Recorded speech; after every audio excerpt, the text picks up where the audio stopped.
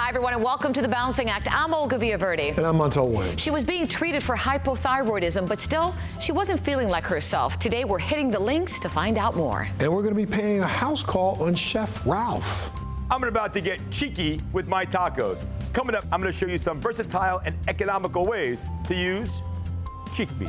Ooh, that sounds delicious. Really does. Love when Ralph cooks. Absolutely. And the Balancing Act starts right now.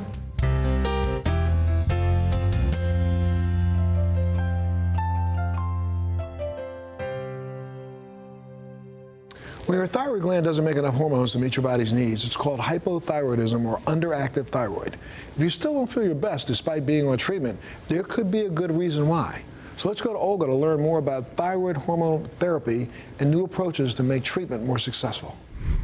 Most common in women and affecting nearly 5% of Americans over the age of 12, hypothyroidism can affect critical body functions such as energy level and heart rate. Treatment for hypothyroidism involves replacing the hormone that your own thyroid can no longer make. I met with an endocrinologist who's going to provide more insight, but first, I'm going to tee off with Aza Munoz, whose hypothyroidism not only affected her as a new mom, but as a professional golfer as well. Take a look. Let's do it. Woo!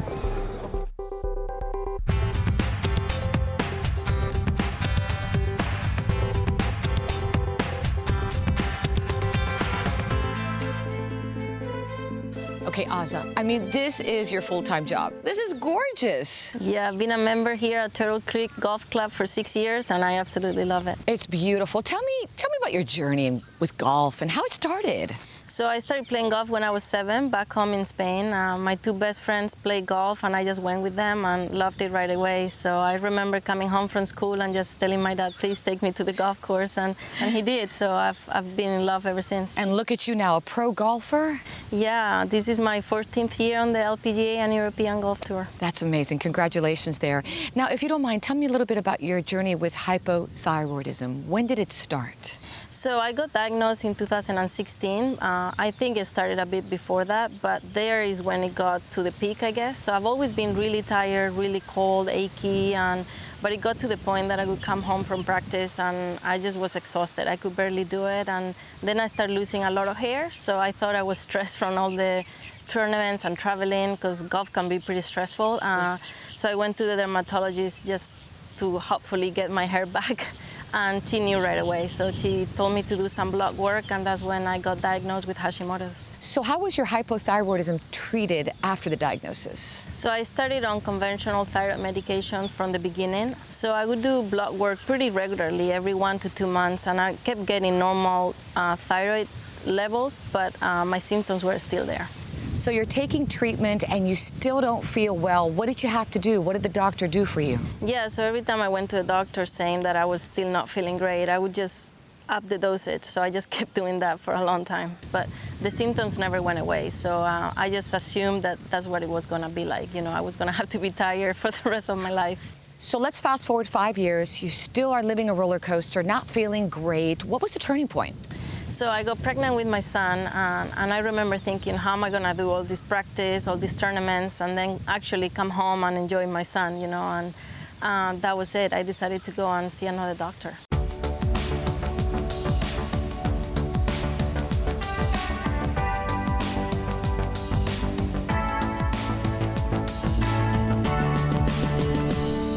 It's great to meet you, Dr. Ventura. It's great to meet you as well, Olga. Thank you for having me. Thanks for having us here as well. Doctor, why is it important for the thyroid to function normally, and what can be done when it doesn't?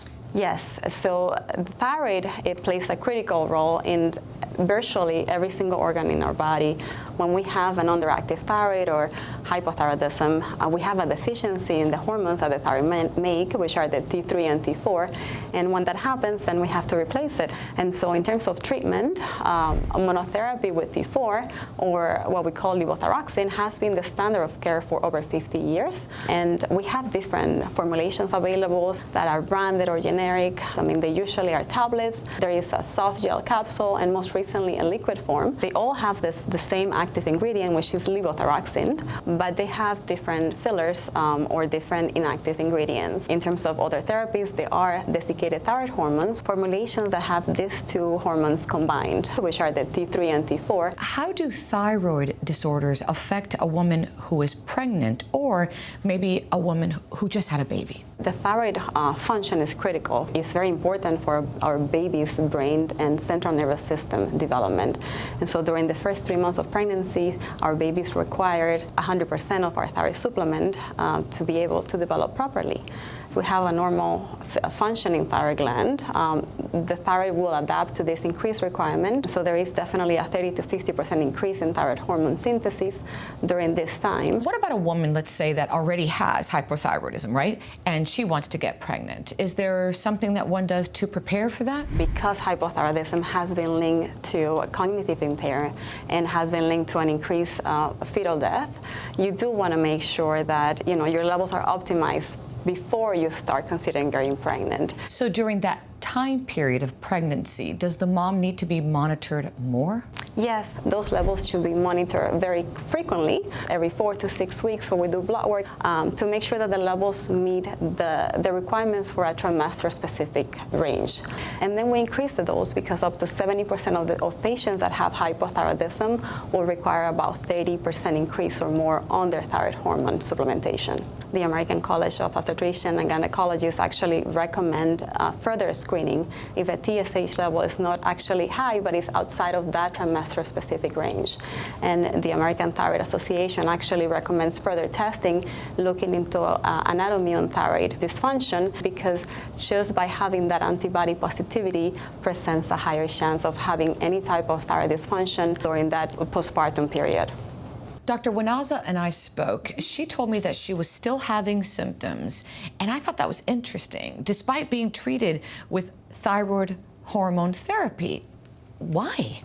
I usually see patients like her that come to the clinic and they have symptoms of hair loss, fatigue, dry skin, and often these patients have been diagnosed and they have been on medications. There's still 10 to 20% of the times where patients are treated with thyroid hormone and they're still having symptoms. And so whenever we treat hypothyroidism, it's very important to have consistent levels. There are some instances where medications or medical conditions can actually affect the way the medication is absorbed, and we end up adjusting the dose multiple times, and that might explain why patients feel good one month and the next month don't feel that good on the same medication.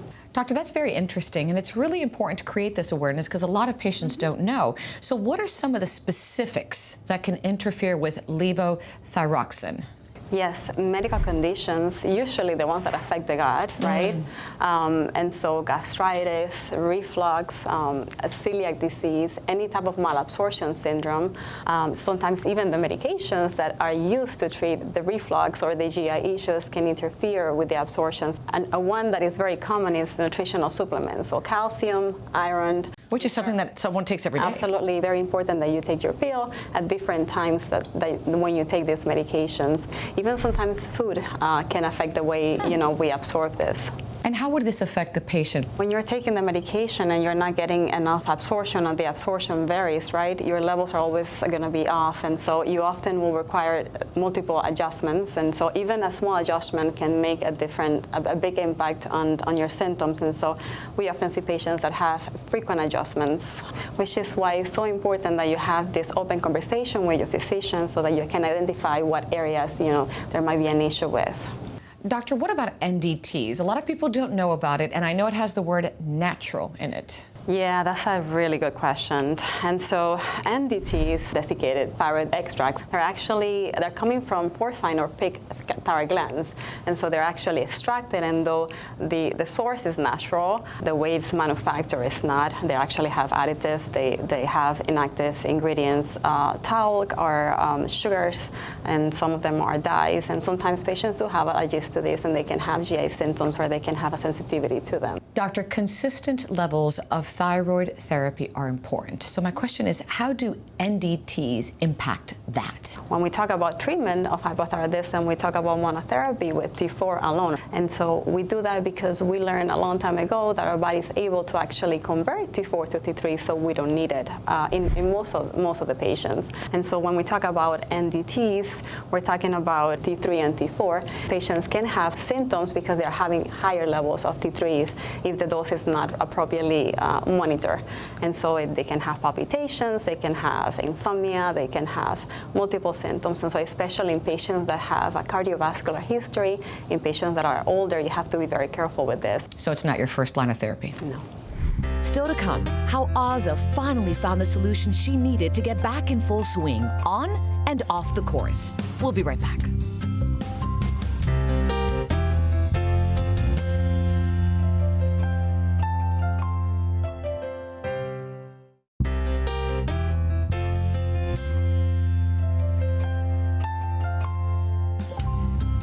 Welcome back.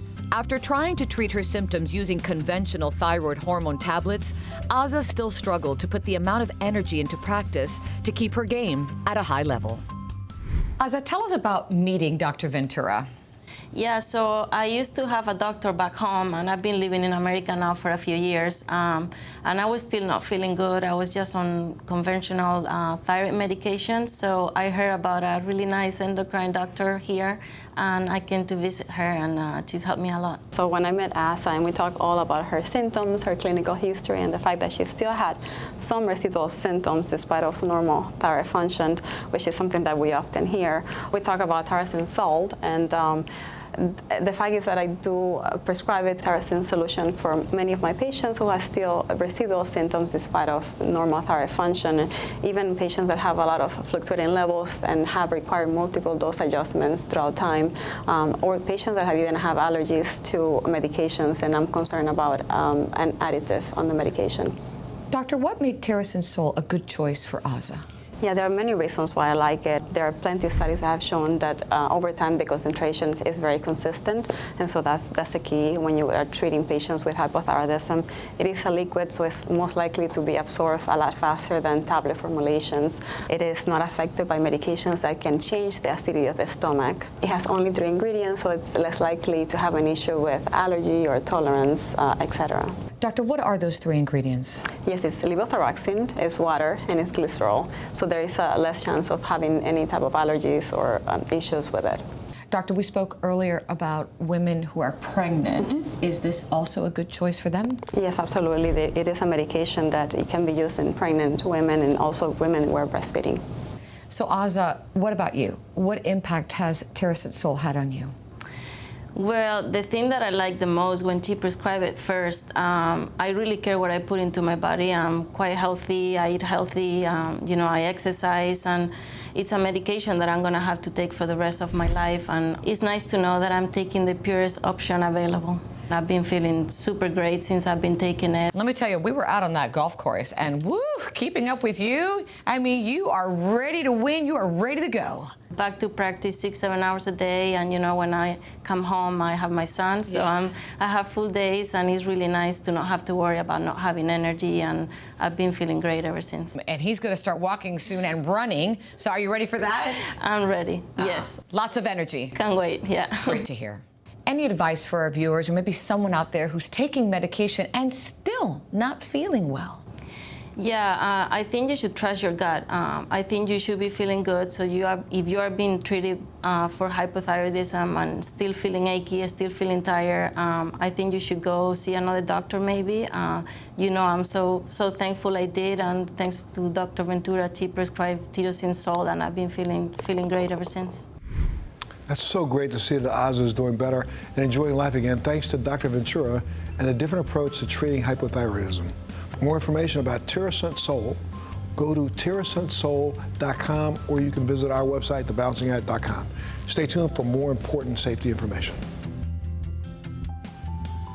Tyrosine Sol levothyroxine sodium oral solution is not indicated for suppression of benign thyroid nodules and non-toxic diffuse goiter in iodine-sufficient patients.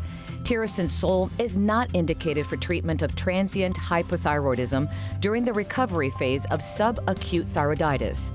Adverse reactions associated with Tyrosine Sol are primarily those of hyperthyroidism due to therapeutic overdosage, including arrhythmias, myocardial infarction, dyspnea, muscle spasm, headache, nervousness, irritability, insomnia, tremors, muscle weakness, increased appetite, weight loss, diarrhea, head intolerance, menstrual irregularities, and skin rash.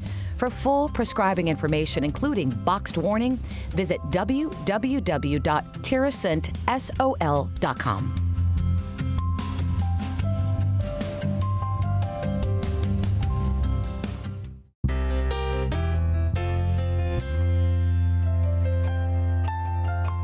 Well, listen, with the start of summer, I am no fool. I am still working remote. And right now, I'm working remote in my backyard with my good buddy, Chef Magic. What's up, baby? Good to see you. Thanks so much for having me. Excited to be here. The greatest thing about you is you're the kind of guest that I like. You come over and you bring me the best gifts ever. Today, what have you brought me? We have Swift Meats beef cheeks. Oh, my God. Okay, it's a tender, delicious, very economical, yet very underutilized cut. So we're going to go over some basics and make some tasty food with it. 100%, man. Let me tell you something. You know, the guanche de manzo, right? The beef cheeks, they are so full of flavor. They're rich, right there. They're full of protein and packed with it, right? And that's the thing, right? When we talk about beef, you know, every time you put a stick of beef in your mouth, right? Every time you take a forkful, you're packing 10 essential nutrients and vitamins. It's good for you. The protein makes you buff. You see that? Tell me about what you did, because I know what I did over here. Here's what we did. So my go-to for beef cheeks is to make tacos. Well, you cook it, right? Get it nice and tender, get it shredding, and assemble these delicious tacos. Got a couple different varieties, but I want to hear what you made too. Well, I can always be reached by taco, in case you don't know. But right over here, I went old school for the new school, right? I took the cheeks and I seared them up. And then I put all the favorites in there. The carrot, the celery, the onion, the fennel, the garlic. Hit it with some red wine, some stock. Put it in the Dutch oven, set it and forget it. Add it to that, some carrots, some potatoes. The whole thing comes together just like this. It's a one-pot plate. And that's what I'm looking for, right? Some days it's beautiful in the summer. Some days it's a light spring drizzle, whatever it may be. But essentially, I got to feed my family every day. So this one was pretty easy. But let's go back to you. Looks delicious. I like talking about you because enough about me. You prepared something that I love, the tacos. Now you're the taco king. This is in your honor, right? We've made these delicious tacos. Some people would say king, emperor, whatever it may be. But tell me what goes on. Let me show you some of these tacos that we made. So again, we cook the beef cheeks slow and slow, get them nice and tender, shredded the meat. We got the classic here, little cilantro, little onion, little cheese on top.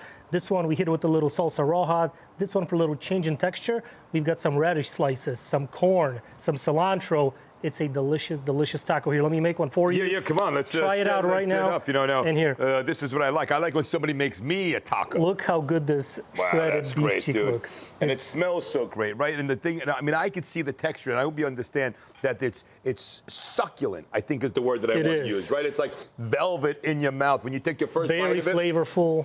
Look, couple radish slices. Add a little crunch to the taco. Give me the crunch. Little cilantro, little pop of freshness, little corn, and a little sprinkle of cheese right on top. I think that we should try one too. I'm going to eat the one that you made for me, if you don't mind. I'll grab this one. Now listen, if I'm looking for more information, say I want to have a cooking technique, say I'm looking for a recipe idea, say I'm looking for where to find Swift Meats, what would I do?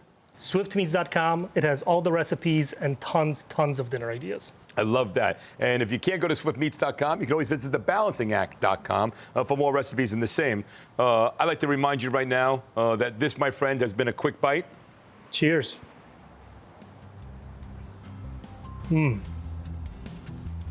But chew slowly. Man, that's cool. Wow. That is delicious. Dude, that's great. It's texture. Man.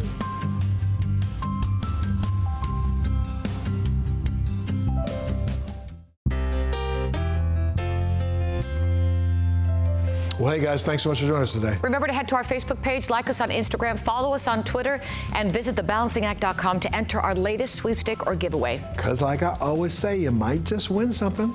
Stay safe, love that family of yours, we'll see you next time. Take care.